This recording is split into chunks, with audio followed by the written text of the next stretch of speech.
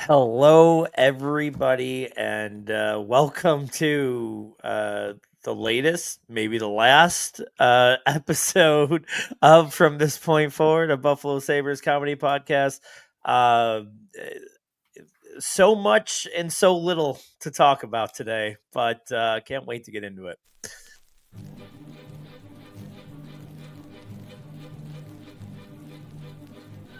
Acknowledge the fact that in one of your favorite movies of all time, you thought the slogan was "Ducks quack forever" instead of "Ducks fly together." No, It's You also bad. think they live in wells. It's the whole theme of the movie, Lou. But he had the duck call. They go quack.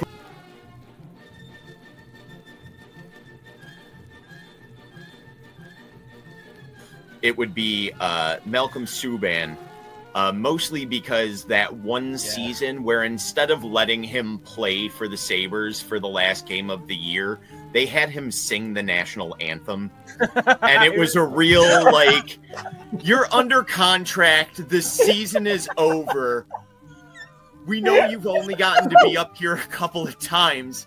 How about you come back up here? Oh, great, I'll put my pads in the car. No. You won't need them. Just make sure you warm up the pipes when you're driving down the 90.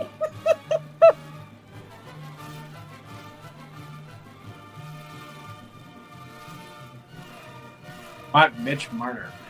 You heard it, Mitch. If you want to sign here, you can drill Ryan's mom.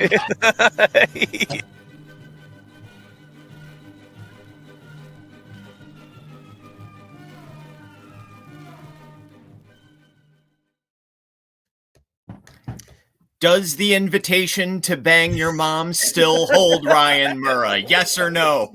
I was gonna say I was waiting to get to that. I guess that didn't work out. It seems like Mitch is finding some other Vegas moms. Man, I have no idea even where to start today, and we haven't discussed much of a plan, if any, because there's so much to talk about. But it's my ADHD is gonna definitely take us all over the place.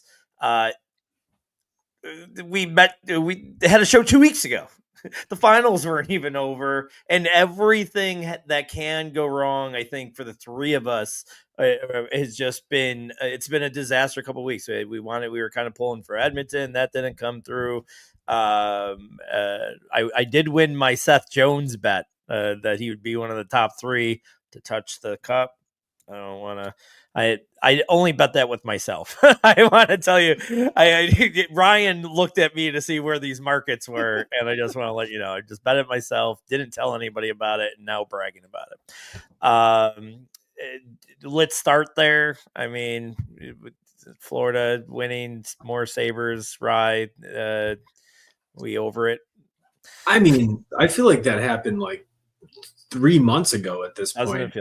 I mean, I don't even listen.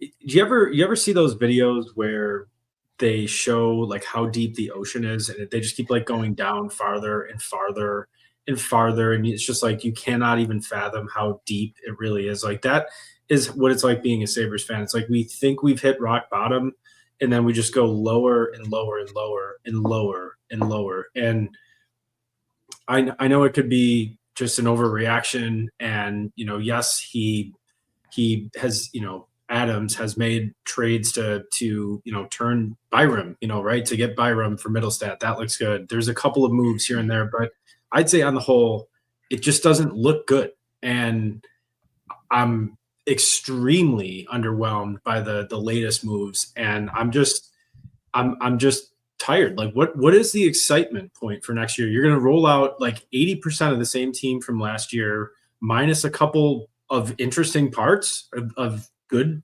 players, and you're going to hope that you're going to have a better result. I don't know what the plan is. It feels like we're trying to swap parts out to save money.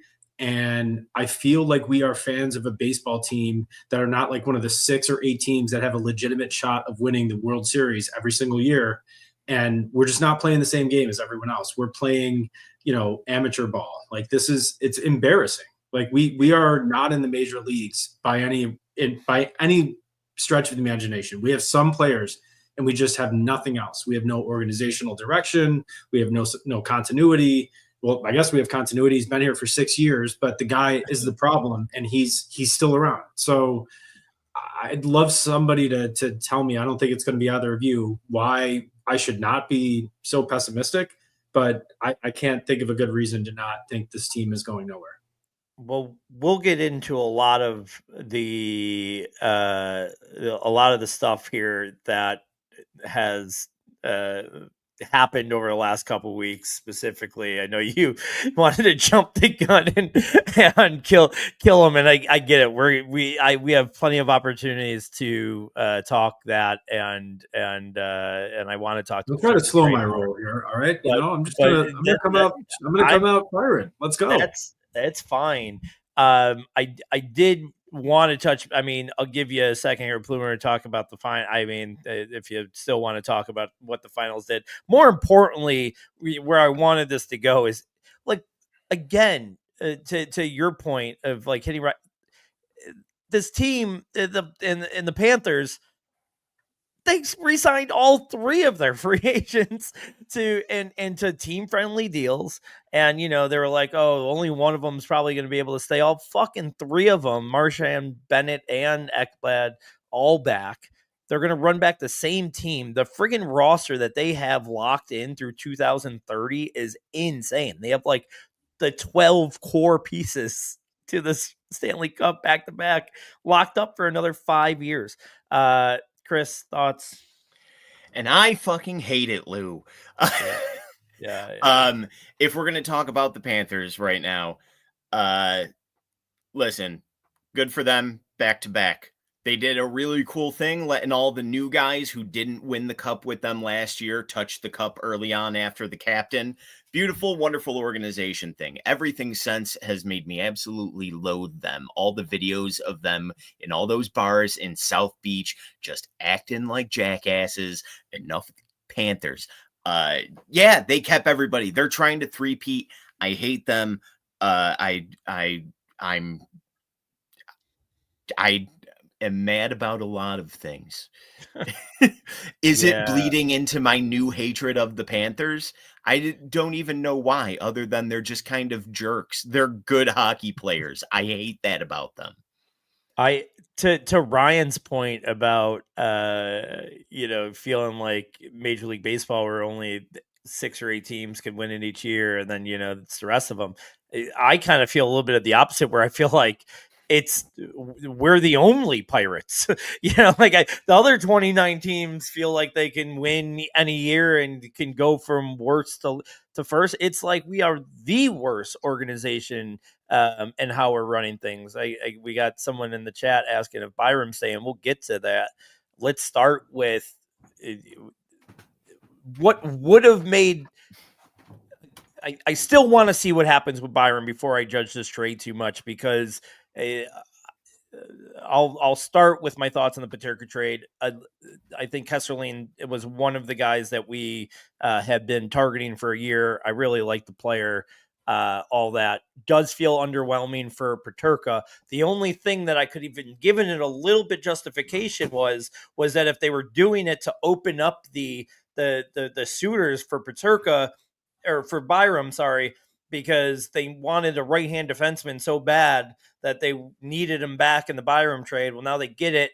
So now, now maybe just a forward deal or a pick deal that they can flop for another player would happen. But now it sounds like that market is fading out on them, or he's trying to play poker too much here, where like no one wants to deal with him on this. Let's start. I know Ryan just had a few thoughts on the Peterka deal with your opening hatred. Why don't you talk about the trade specifically and where you think it lacked? Well, just I think picking up where you left off, the main problem that I have with it is it addresses a need while simultaneously opening up a hole at a position that I was pretty confident in, that Peterka was going to take another leap and be a nice second line winger and really help this team. Or if you were really not going to get him for that price, and I'll admit that's a pretty high price for what he's accomplished so far. I mean, he did take a big leap last year. I feel like I would focus more on the top nine forwards, and they are not really doing that. They are so focused on right-handed defensemen, and then they talk about. I mean, who's the is it Karamanos? Jason Karamanos. He's like admitting that he's like being subject to recency bias. He's talking about like how the Florida Panthers are the blueprint in this. It's like, listen, they're not a grit team. Like they have a couple of those guys that, I mean, they're unicorns in Marchand and Bennett. But like, how are you going to replicate that? What are you doing that makes it look like we're doing that? I didn't like the return, and now, yes, with the Byram market drying up, I think they're probably going to keep him and then maybe see if they either negotiate a bridge deal or try to flip him at the deadline, or I think they're running out of options, and I don't think they played their cards right. And I'm not surprised. I mean, why would we be surprised that he failed to, play his cards correctly? Chris? There's a lot going on. Yeah, more on the Peterka. Let's try to stay. I can't contain Ryan right now. He's like a monkey out of a cage. He's just flying around. But yeah, for the Peterka trade in general right now, what do you? I guess the way I'm just trying to sell it to myself is that they addressed an actual need on the team, and it wasn't like I saw after that deal went through, then they were talking about how the Wild were in with Rossi, and it's just it's trading the same guys at that point. I at least like that it was to address a need and to change things up on this team. I don't want to be too high or too low on any of these transactions, because still don't see, it's a rudderless ship. As Ryan said, we know that it's been a rudderless ship for the better part of a decade. But it's at least a move that isn't just bringing back the same thing. I mean, even kind of the move to get Byram to bring this all together, like get Middlestat, and then we get another offensive-minded left-handed defenseman when that's all we had going on. At least this feels like a balanced rostering move. Whether it's good or bad, I don't want to beat it to death yet. Yeah, again, I'm kind of with you in that sense. It's just like he's trying to do something. I love both the players, like legit, like love Doan more than I was more excited about Doan, obviously, coming fresh out as a rookie because of Ryan knows this because I say this on our other podcast all the time, but lineage, brother. I love a good lineage. If you're especially in hockey, man, if you're friggin' like there's on again, we talked about this I think a couple weeks ago about somebody's brother was in the draft, I think, but I really do. I like Doan a lot. Kesterling's I think the thing about Kesterling that's scary is he did not play a lot of minutes, man, and he's going to be forced into that if that's what they're asking him to be one of the top two guys partner. He's going to legitimately double his ice time, his average ice time of his career. But I like the player a lot. The Peterka thing, listen, on the ice, didn't play a lick of defense. Like he was not I would not hate the fact that he's gone. Let me say that. Like off the ice, I listen, Buffalo's a small town. Allegedly, he was in a lot of bars that are allegedly down the street from me, where I allegedly may have seen him allegedly go into the bathroom quite a allegedly few times. I'm just saying the kid was didn't want to be here. I'm all in again, who wants to be here right now? We don't want to be here in our homes talking about them. So I get that that's okay for some of these guys not to want to be there. But at the end of the day, you got a couple of your stars locked in right now. You gotta get the crap out when it comes. I think he was going to be a problem. I don't think he was going to sign long term.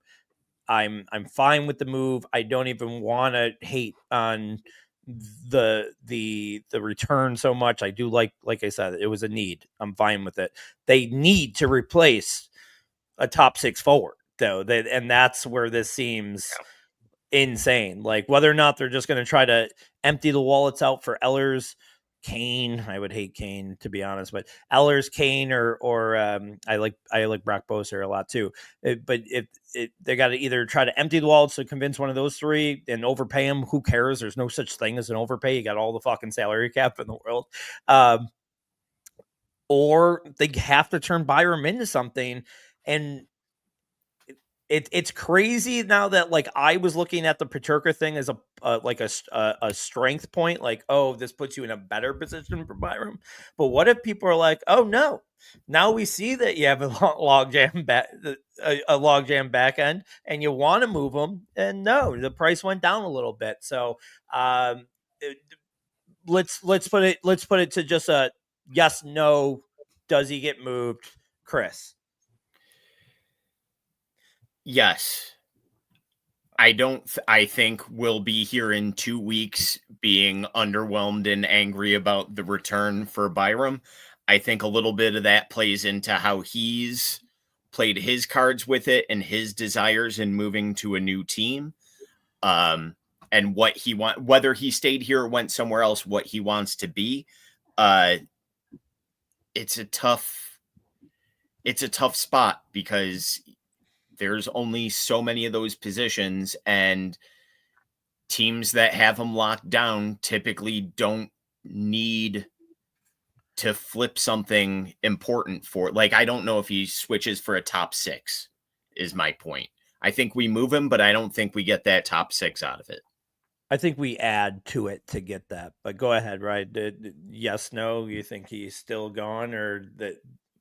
What's that? Yeah, I do think he's still gone. I think the return's going to be terrible or underwhelming, as Chris said. And we're going to win enough games to finish like as the 6th worst team next year, and we'll drop 3 spots in the lottery. So we'll be drafting 9th next year. Mark my words. I love Ryan's answering a question and then going into this team sucks. The year's gonna blow. It's not even. They do. Tell me this team is any better. That they are. They are not a better on paper, which is the only way you can be right now because they're not playing games. But on paper, they are worse today than they were 1 month ago. I think. I don't think you're far off. Shit, I was going to go somewhere else with that. I'll just say yes, I think he's going to get traded. The fact that all these guys signed today, though, and extended with their teams, and the free agency market really dried up. Again, another gift for Kevin Adams here. Like, this is the free agency dried up. Like, he's available. You should have a few guys bidding on this guy. And so, like, you have this gift in your hand. I hope he doesn't fuck it up. And honestly, I don't care what other piece. Keep me Power. Keep me Dahlin and Thompson. I don't give a shit what other piece you put on top of it to get me a top 6 forward. I just don't care. I really don't. I don't care about anybody else. Tuck, fine.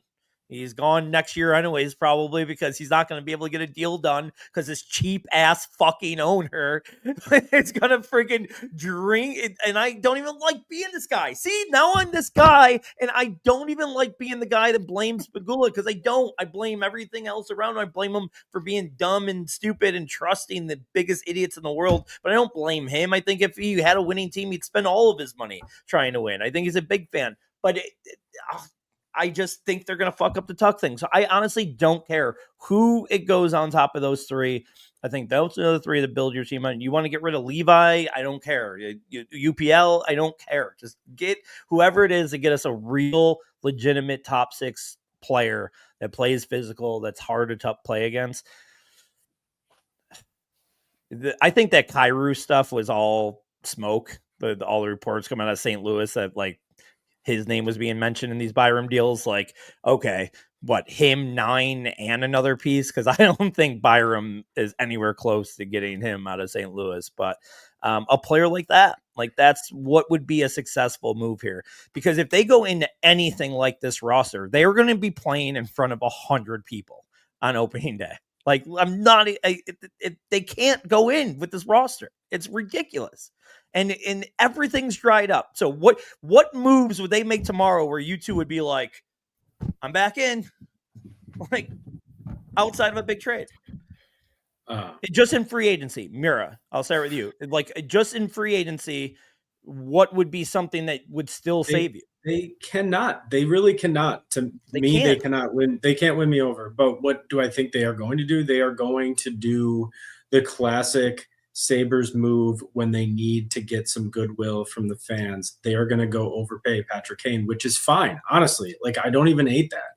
Like, bring him home, South Buffalo boy, whatever. If he even agrees to play here, I mean, if I were he, I'd be like, can I go squeeze a 1-year deal out of a contending team in a couple?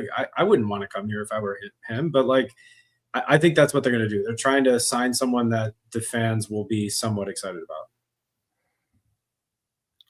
Chris? I hate that that's probably what it'll be. I am not a Patrick Kane fan. Personal reasons. I mean, for me to at least make Chris me raise my eyebrows. That Patrick Kane punch, by the way. I've No, never I told had you this, Ryan, but I had a problem with him at one of my workplaces that wasn't the cab during the off season.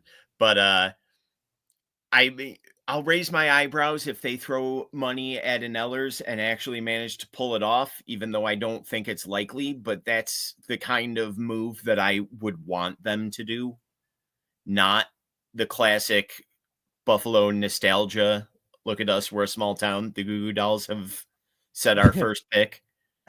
I think we can get the title song back, Lou. I think we can get the title back. I think they're really into it. And also, like I said, I got a little bit of a connection. I might be sending Robbie a little bit of a DM, not the DMs he's used to, but I did try to win Goo Goo Doll tickets. We had them at an event that we had on Saturday, a charity event, and I put a good amount of raffle tickets in Goo Goo Doll suite tickets and did not win. So, Robbie, if you're listening, please let us use the song again. And if you have a couple extra Club Sick tickets laying around, I donated over $100 to charity. No big deal. Don't tell him that you want freebies. Tell him that you're going to buy tickets to the show, Lou. Oh, yeah, to get the thing? No, that's it. I would never pay for a Goo Goo Dolls concert. I'm joking.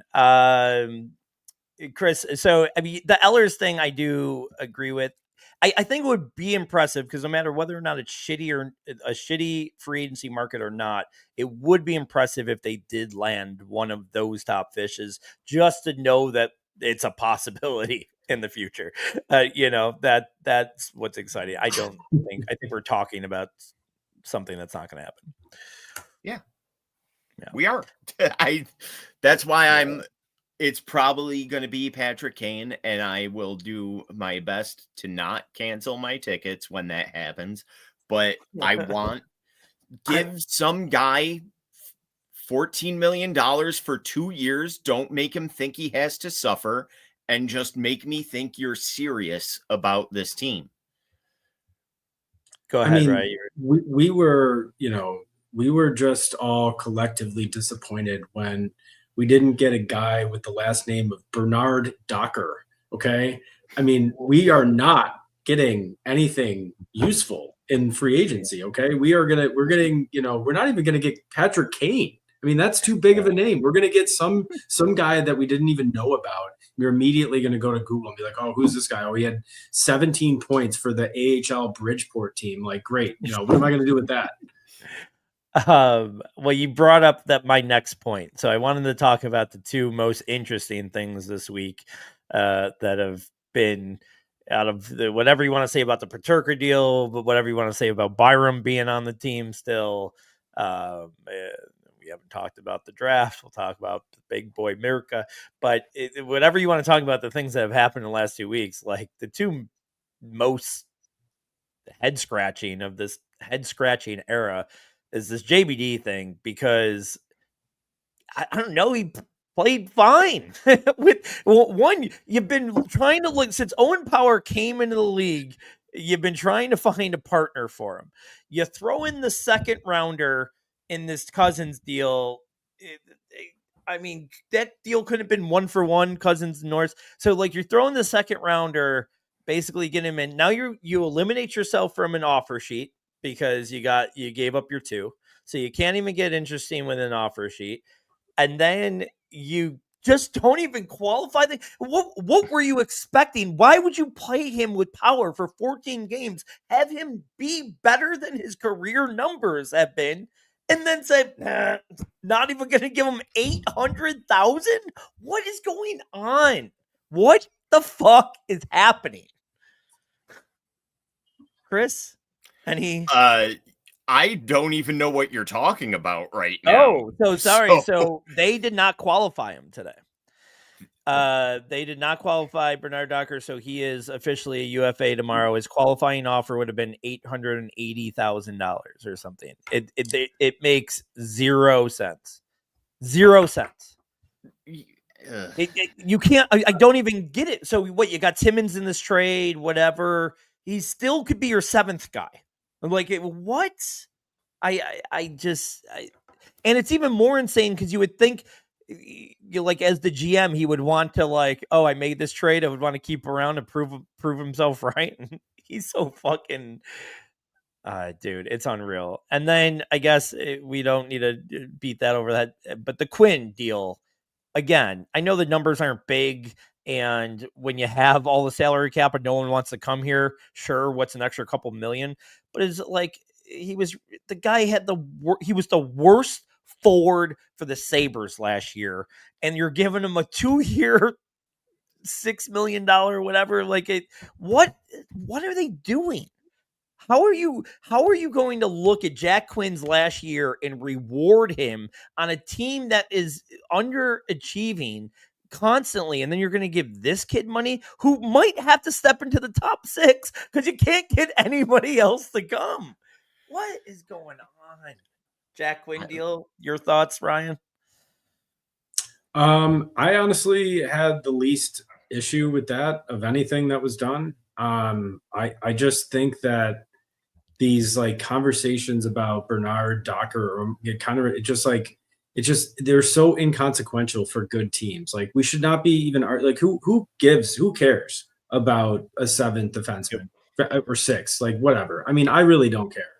What I have an issue with is that we've built this team where we have a couple of, like, really good players, unquestionably good hockey players, and then around it, it's just like, it's terrible. It's terrible. And yes, I would, you mentioned earlier, Louis, talking about Tuck. I think that's where I would want to get interesting. But at the same time, as a fan, I can't even get excited about any of those ideas, because then I remember who's in charge and who would be the one on the phone making those deals. And I'm like, fuck, I don't want that to happen. I don't want him to make those trades. So I don't know. I'm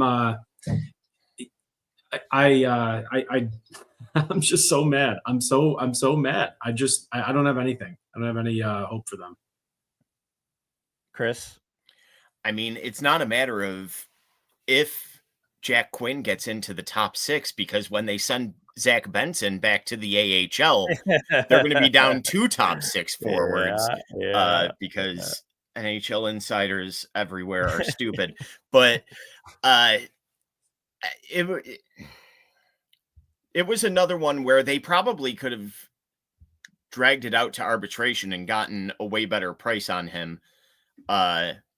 I don't know, even if you let it get to an offer sheet situation, I know teams are interested in him as a bit of a reclamation project after his injury, but I don't I don't think they had to spend that much, which is a weird thing to say, that they overpaid to lock it down and not have any drama about it, when you just told me they wouldn't give $750,000 just to say, even if they wound up releasing him or trading him for an AHL role filler, a taxi squad guy later on. I am very confused right now.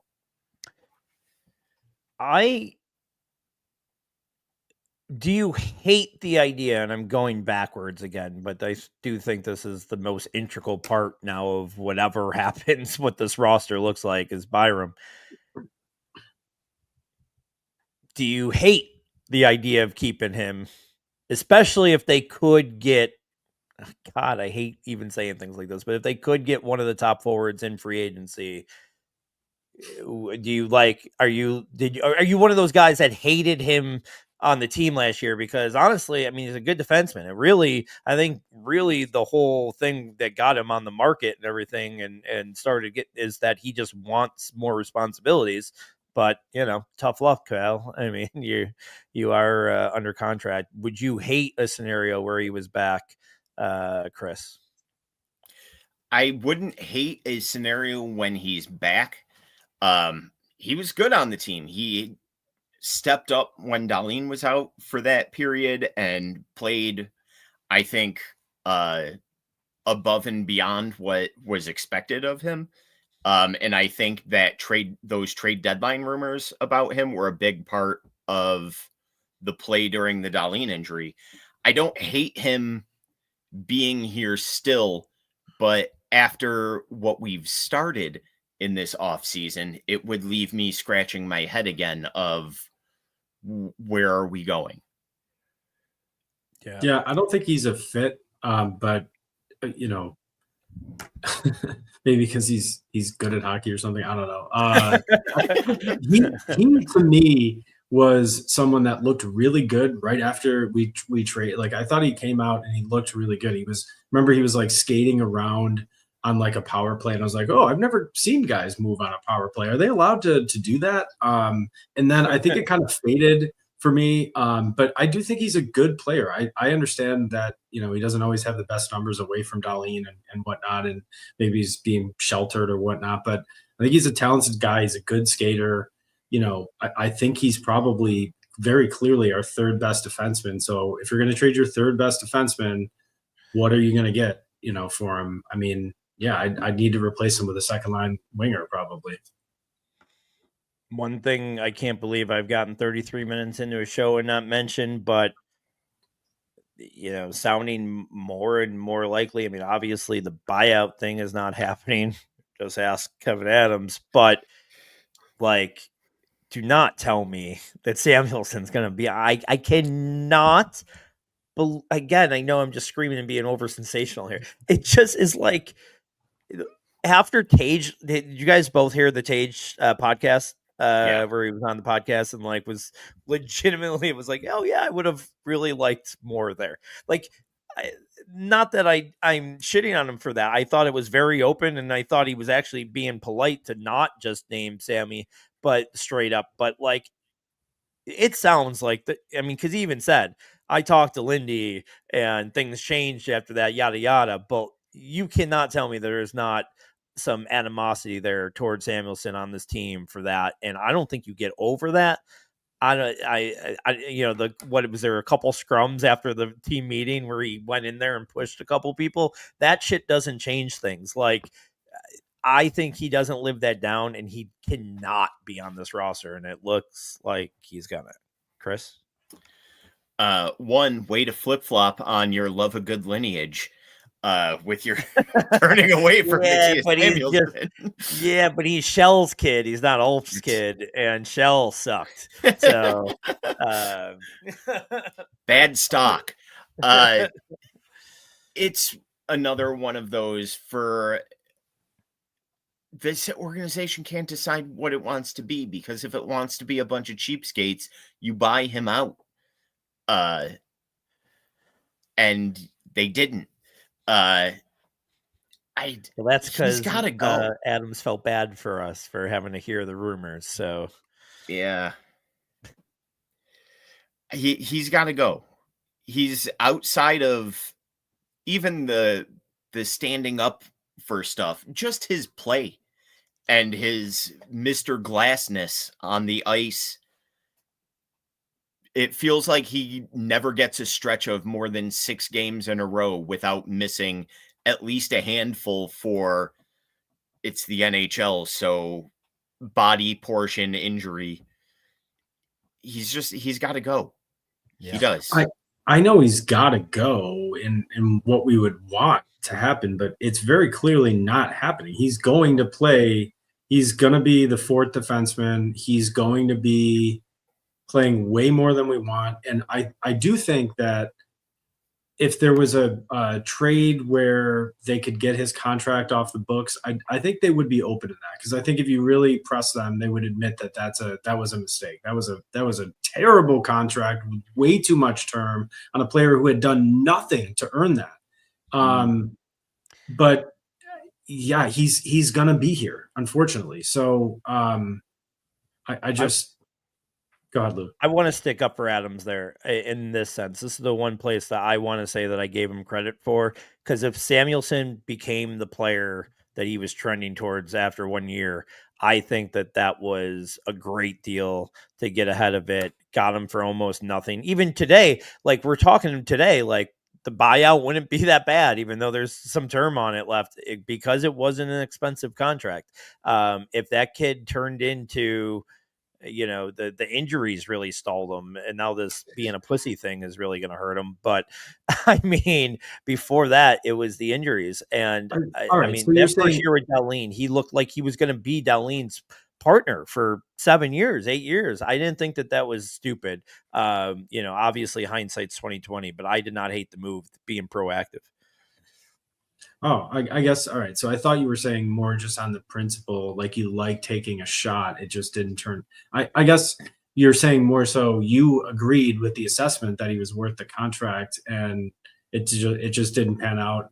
And maybe the injuries. I mean, I don't know. I don't want to blame just the injuries for the reason why he didn't fall out. I'm saying that I'm sure that helped, but and like I said, even last year at times and that's the worst part about giving somebody so much money on or so much term on not seeing it, because such a small sample, because there's still times where he will have a game where I'm like, well, that was the guy, that was the guy I really liked. But the problem is we don't know what the alternative was. Like, what is Samuelsson going to do? Is he going to sit there and demand I need $6 million a year for 2 years then if you want a bridge deal? No, he would have taken like a 2-year, $2 million a year deal. Like the guy wouldn't have been in hot, we talk about restricted free agency. I mean, who was going to come out and sign that guy? Like after doing really nothing, like what are they rushing for? Their decision-making sucks. And that's the problem. They don't ever know how to make the right decision. It's never a calculated decision. It's never a planned decision.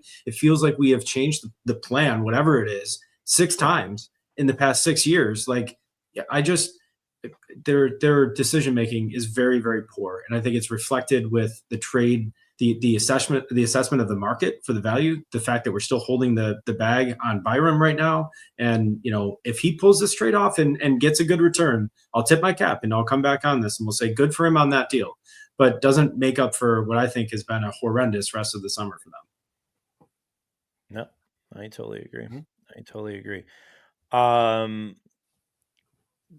Mostly we could touch a bit base on the draft here for a second, and not really about anything but the horrible presentation of it. Did you see any of this? I know, Chris, you were at a concert that night, so I don't think you caught most of it. I mean, I caught some post-mortem clips. Just the awkwardness of them having to have Zoom meetings with these GMs right after they were drafted. It was so awkward all the way around. Boston did the right thing, I think, and pretended like they were having technical difficulties. I don't think that they were. I think they were just trolling, which would have been awesome. But I mean, and then Kevin Adams and Bigula are just in there. And one also, it's Kevin Adams Pagula, some dude that was like assistant to the GM that I never heard of, like our own Dwight Schrute. Where's Jarmo? You make a big deal that we signed this dude. Then you make a horrible trade right out. And again, I'm being facetious. A lot of people thought it was a horrible trade. I didn't hate the particular trade, but you make a bad trade right after. He's not even in the. He can't even get in the screen for the draft. Important people. Pagula's there shitting his pants, looking at the sky, not knowing where the fuck he is. But Jarmo's not even anywhere. So no, it's so bad. It's so bad. But I'm sorry. Now I made it a Sabres point. But the overall draft presentation, did you see anything that made you laugh or specifically funny about it, or just hated it altogether? Right. I was at Bar Bill having dinner, so I didn't like tune in to the audio. I was just like watching the, captioning or whatnot. It did look really silly. I had like no idea at first like where they were. Was it in Seattle? Were they in? Where was like the headquarter of like the players? Like where are the players? I don't even know where it was. To be honest, no. And I know I did, but I don't know where it was. Yeah, but yeah, and then everybody was just. It was clunky. It's kind of like they tried something. I get it. The funniest thing to me was that the NHL afterwards came out, was like, I don't know why they're getting so much criticism. It was like, hey, it wasn't us. It was the GMs. The GMs wanted this terrible idea. Okay, so don't blame us as the league. It's just typical. Like they're just tripping over their shoes and stuff. It's listen. You don't need to. It's such a simple concept. Like, there are really good draft moments when a player gets drafted, especially like, what was it, 2 years ago? That player from the Ducks that got drafted in the top 10 that had no idea that he was going to go in the first round. It was like, he was shocked. Yeah. He was like, he literally just said like the F word, like when he was like on camera after he like hugged his dad. So like, that's what I want to see. I don't need them, and then they're complaining about how trades didn't go down. Because they weren't on the floor, and the GMs weren't near each other. Like, guys, listen, you guys don't make trades when you're in the same room. It doesn't matter if you're in the same room or, in virtual rooms. Like, this is, I hate everything right now. Is where I'm at. Chris, your thoughts on the draft? One, they were, the headquarters was Los Angeles. Oh, okay. That's where the main thing was. It needed to be somewhere. Yeah. I do remember that. That makes sense. I do remember that because wasn't like Bailey, the wrestler, was there. A lot of the guests were LA. Yeah. Yeah.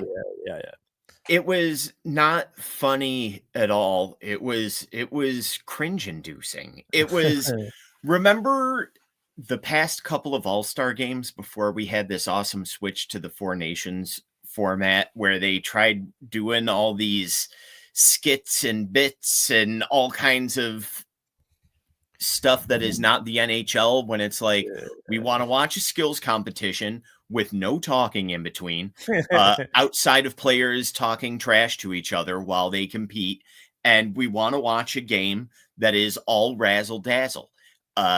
It's simple. Like, and we also want the teal and purple All-Star jerseys back. Those were the best. Yes, the teal and the purple ones have to come back. Owen Nolan, and I always think I always think of Owen Nolan pointing at Hasek and scoring that goal, which was like, you want to talk about that was it. That was when the NHL was cool. Yeah. And do you remember being a kid? Again, I know it's so dumb, and I think this was for all maybe it was because we were younger and everything meant more to us in the sports world and was so much bigger. But I don't think so. I think it was just when athletes were really athletes and gave a shit about everything. And just like, I mean, the Major League Baseball All-Star game was amazing. The Pro Bowl even had, like Jonathan Taylor killing Mormon and like real like things. And the NHL All-Star games, like early 90s when it was like Gretzky, Messier, Lemieux. Oh my God, I want to go back and watch one tonight just to listen. I just remember like NBC and they would do the whole, they'd announce the teams.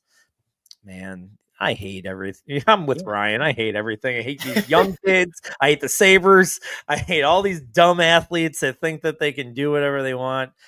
force themselves out of town whenever they want.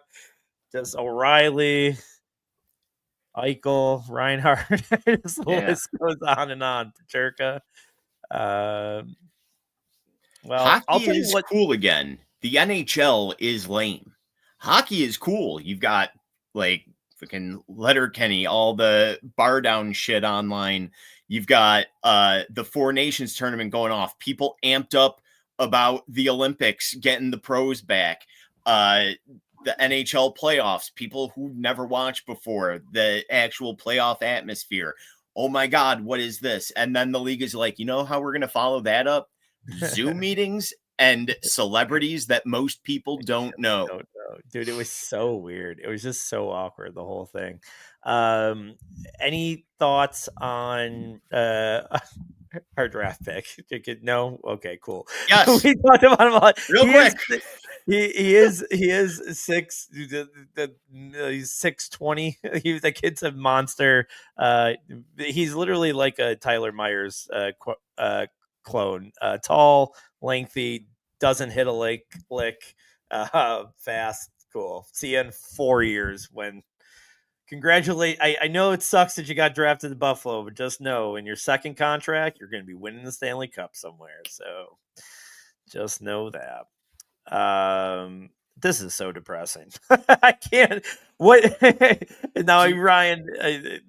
Outside of your McDavid trade, which has gained since let's say it's gained some steam since we last were on the podcast.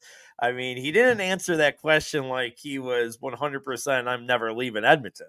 I'll tell you that. Yeah, but he did say that the most important thing to him was winning. So you might as well cross us off the fucking list. So by then we're gonna be fucking charged. We're just gonna just his free agency year next year. We're gonna just miss by 2 points. He's gonna see the vision, and he's gonna come here to join the party. No, it's all because we drafted a 6'7" defenseman that's going to be good in 4 years. That's why he's going to come here.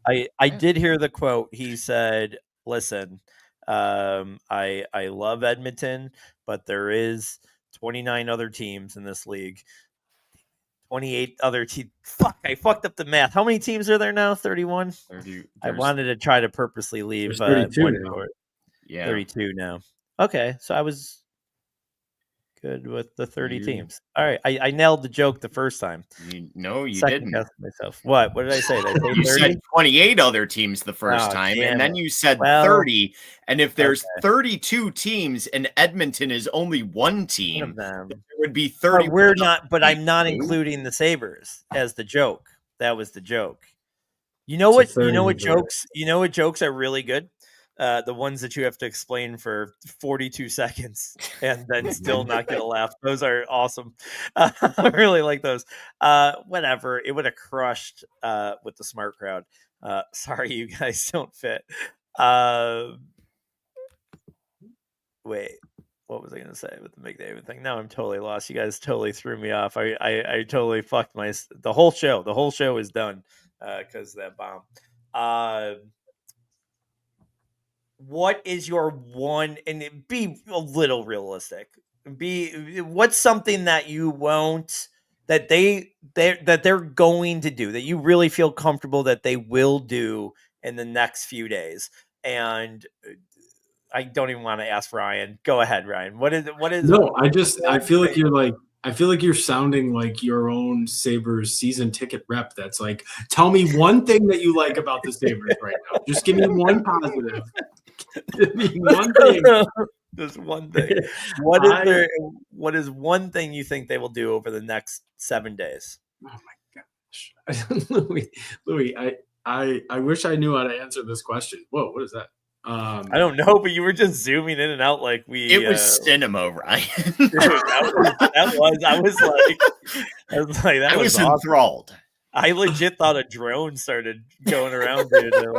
I thought you were about to start a real serious conversation about what you thought the Sabres were going to do, and it was just panning in. It pans in.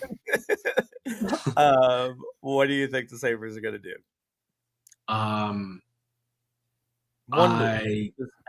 move. Okay, Just they're going to. I'm gonna stick with it. I think I'll say they'll sign Patrick Kane. I don't think he's gonna want to come here, but they'll give him the key to the city that they originally gave to T.O. They'll get it back from him and give it to Patrick Kane.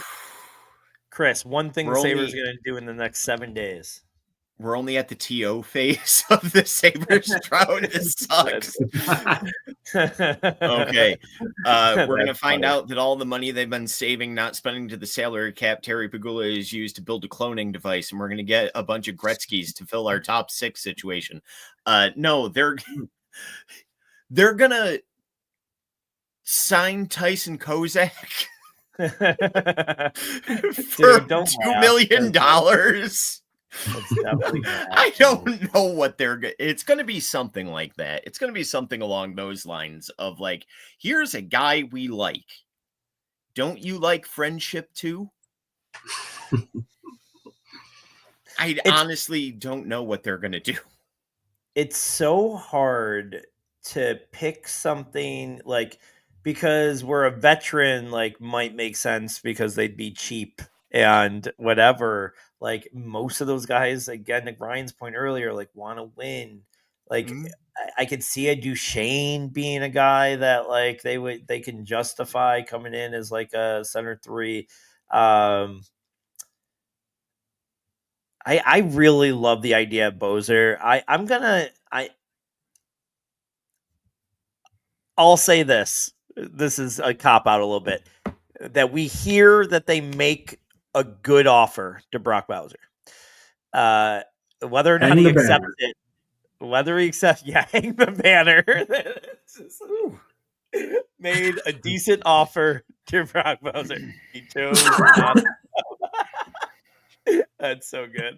I love that, like the thought of the Bandits are like putting their banner up for another championship, and then the next night the Sabres come in, they're like, "We made a made a significant offer to Brock. We almost spent money. Almost. Oh man, Terry was sweating. It's so sad. I did not want to do this at all tonight. We're 53 minutes in, talking the Sabres. Somehow, we're gonna have. Real quick? What's that? Can I cheer you up real quick? Yeah, you go ahead. Blasted through the first round pick. So this is a fun little fact that my lovely wife discovered about our first round draft pick. Radim Mrka. His last name is spelled slightly differently from another Czechoslovakian word, Mrka with a D instead of a T, which roughly translates to English as sex juice. His last name is one letter off from a Czech slang term for semen. Yeah, and I just love that we have sex juice in development. Yo, I'm getting his jersey as soon as I know what number he's going to be. I know he's wearing 57 this week, but someone's going to tell him how bad of an omen that is, and hopefully he switches it when he comes up in a few years. But and I'm getting sex juice. That's great. I want to share your, because you probably can't, and I'll probably butcher it like the other one. But that your joke in our group chat was really funny when Ryan said Peterka out and Mrka in, and you said vowels cost money. Dude, we're saving on jerseys. So good. I legit, I was drinking that night or high or one of the two or both maybe. But the next day when I like looked up or looked at it and saw it, I chuckled like a little schoolgirl. So good job on that one. Well, we did it.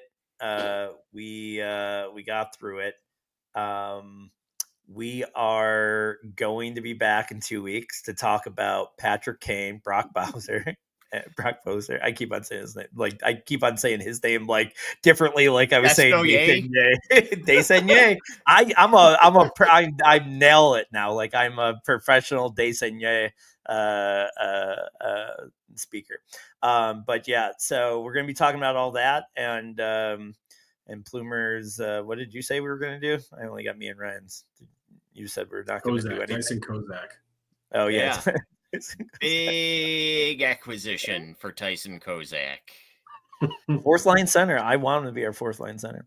All right. Well, for Ryan to sit in that suite.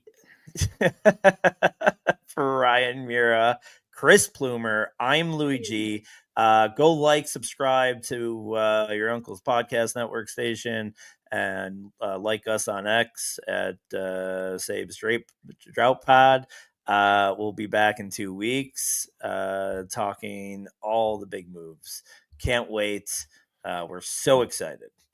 Talk to you guys then.